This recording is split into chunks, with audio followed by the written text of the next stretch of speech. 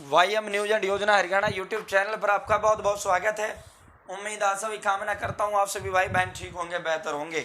आज रविवार 18 जून हरियाणा सरकार धमाके 33% नए डिपो होल्डरों का ऐलान माननीय यशस्वी प्रदेश मुख्यमंत्री श्री मनोहर लाल खट्टर ने किया है। और यहाँ जो है 180 से अधिक इनकम पर इनका बीपीएल नहीं कटेगा, ये भी ऐलान सीएम साहब ने किया है। आगे नई सब्सिडी योजनाएं हैं, नए भवन हैं, गांव-गांव ये भवन बनेंगे। और एक बहुत बड़ा महाधमाका बहलंबा गांव पूरे प्रदेश के अंदर चर्चित रहा था, उसका भी धमाका हुआ है। सभी पर विस्तार से चर्चा करेंगे। हरियाणा सरकार के 5 अन्य धमाके हैं। चैनल सब्सक्राइब जरूर करें।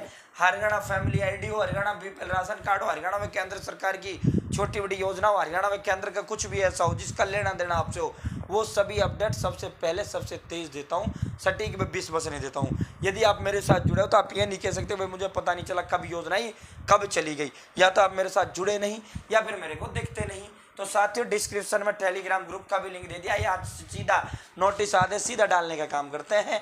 ये वाईएम योजना हरियाणा आप सर्च कर सकते हो और टेलीग्राम पर मेरा फोटो जिस ग्रुप में है आप उसमें जुड़ जाना है, वरना मैंने डिस्क्रिप्शन में लिंक तो प्रोवाइड करा दिया है। प्रदेश में आज दिखेंगे मौसम के असली तेवर। तेज हवा में भारी बारिश के आसार। आंधी तूफान को लेकर बेड़े निगम अलर्ट। समुद्र तल से 5.8 किलोमीटर ऊपर अपनी धुरी के साथ पश्चिमी क्षोभ मंडले पश्चिमी हवाओं में द्रोणिका के रूप में वर्षा का होगा आगमन। 20 जून से प्री मानसून गतिविधियां शुरू होने की संभावना है। हरियाणा में रविवार को वर्तमान मौसमी परिस्थिति के असली तेवर दिखाई देंगे। दक्षिण हरियाणा के जिले इससे सबसे ज्यादा प्रभावित होंगे। भारी बारिश आंधी तूफान का संभावना है। 40 से 50 किलोमीटर प्रति घंटे की तेज रफ्तार से हवा चलने के आसार। धान की खेती के लिए विपर्जय वरदान। धान उत्पादक राज्यों में महीने भर तक लगातार अच्छी बारिश का अनुमान। 1.85 लाख एकड़ में धान की रोपाई हो चुकी है। अब तक 10 जिलों में हरियाणा के अंदर हो चुकी है धान की रोपाई।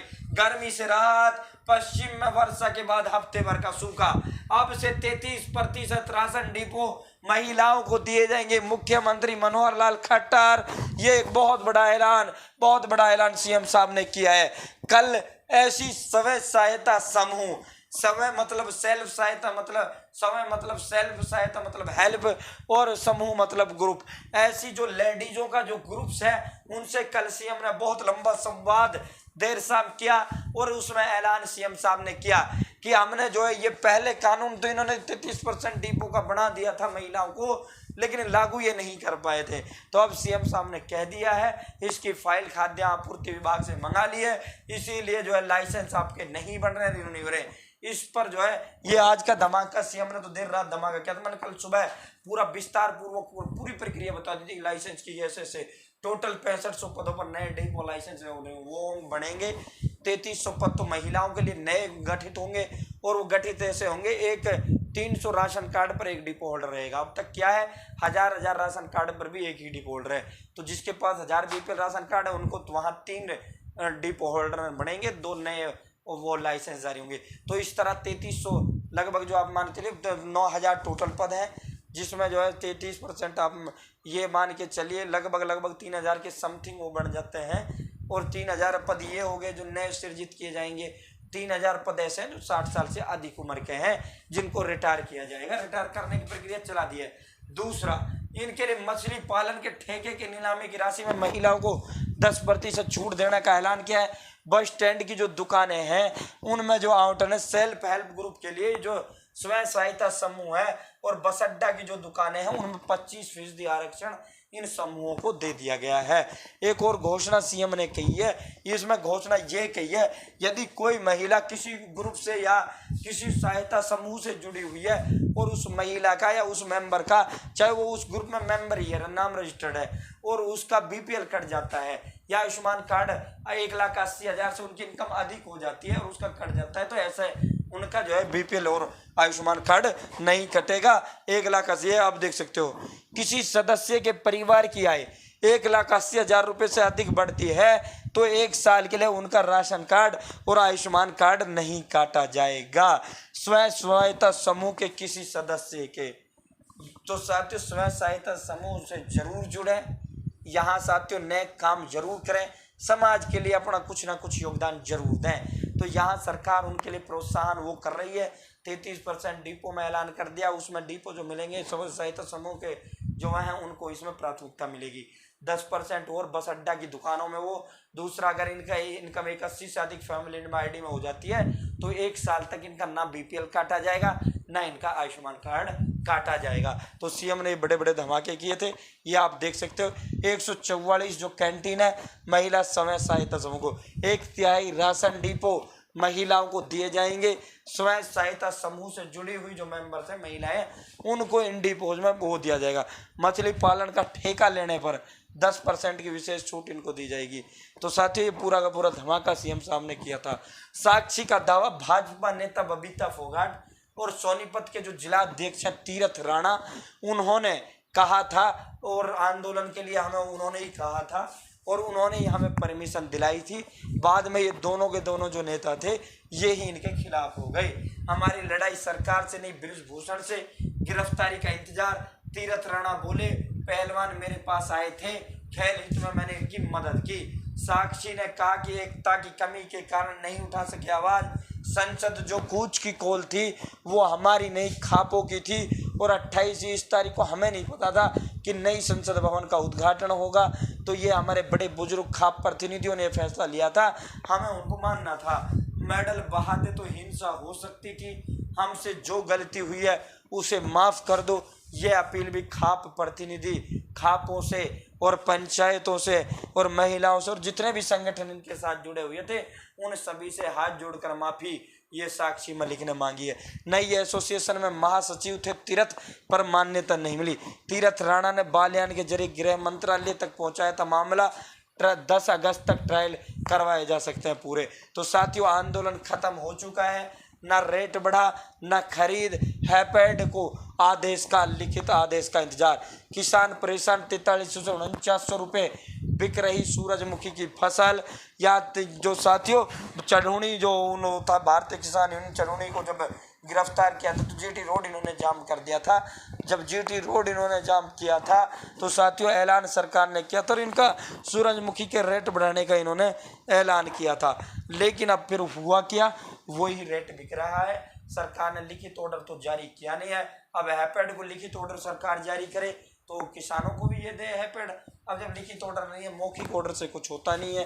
तो साथियों अगली खबर की ओर करते हैं। मरीज प्राथमिक स्वास्थ्य केंद्रों में भी करा सकेंगे ईसीजी और एक्सरे। यहाँ जो है मुख्यमंत्री मनोहर लाल खट्टर ने जो हेल्थ डिपार्टमेंट है वहाँ मोहर लगा दी है।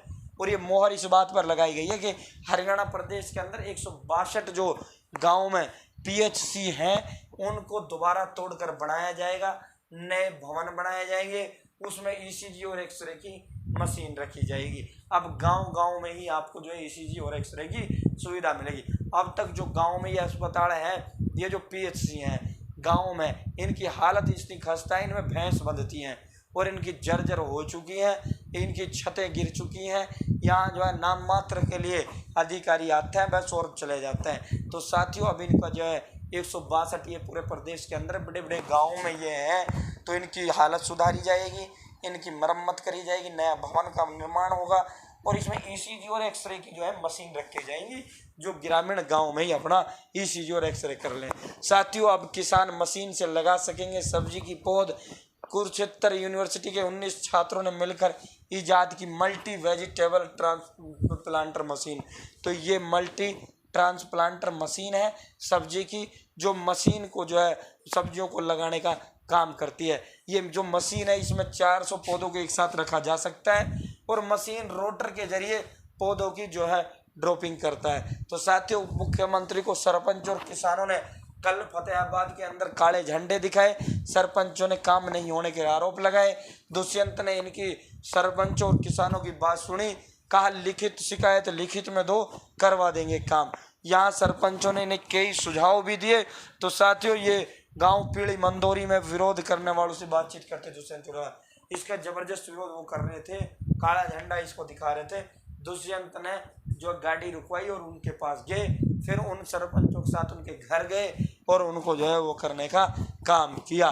तो साथियों अगली खबर की ओर चलते हैं। भाजपा नेताओं के घरों पर हमले, थाने से हथियार लूटने की कोशिश। मणिपुर की राजधानी इंफाल में उपद्रवियों और रक्षा बलों में रात भर संघर्ष, एक गिरफ्तार। विदेश जो राज्य मंत्री हैं उनके घर को भी आग लगा दी गई। भारतीय जनता पार्टी के जो मणिपुर के मंत्री हैं उनके भी घर के आग लगा दी गई। तो हालात इतने बेकाबू हो चुके हैं, 11 जिलों में कर्फ्यू है, इंटरनेट बंद है। शुरुआत में मई से ही पूरा मणिपुर आग में सुलग रहा है। केंद्र सरकार इसका कोई समाधान नहीं कर पाई है। केंद्र सरकार मणिपुर मामले में फेल साबित हुई है। केंद्रीय गृह मंत्री अमित शाह आज हरियाणा में फूकेंगे चुनावी बिगुल, कार्यकर्ताओं का बढ़ाएंगे उत्साह। सिरसा में होने वाली रैली में कांग्रेस व इनेलो पर साधेंगे निशाना, गिनाएंगे केंद्र सरकार की उपलब्धि। वर्तमान में सिरसा यहाँ की सियासी जो सीटों का हाल है वो बहुत बेकार है। भारतीय जनता पार्टी का सिरसा जिले के अंदर कोई भी खाता नहीं खुला हुआ है। आज का दिन रहने वाला है सियासत का सुपर संडे।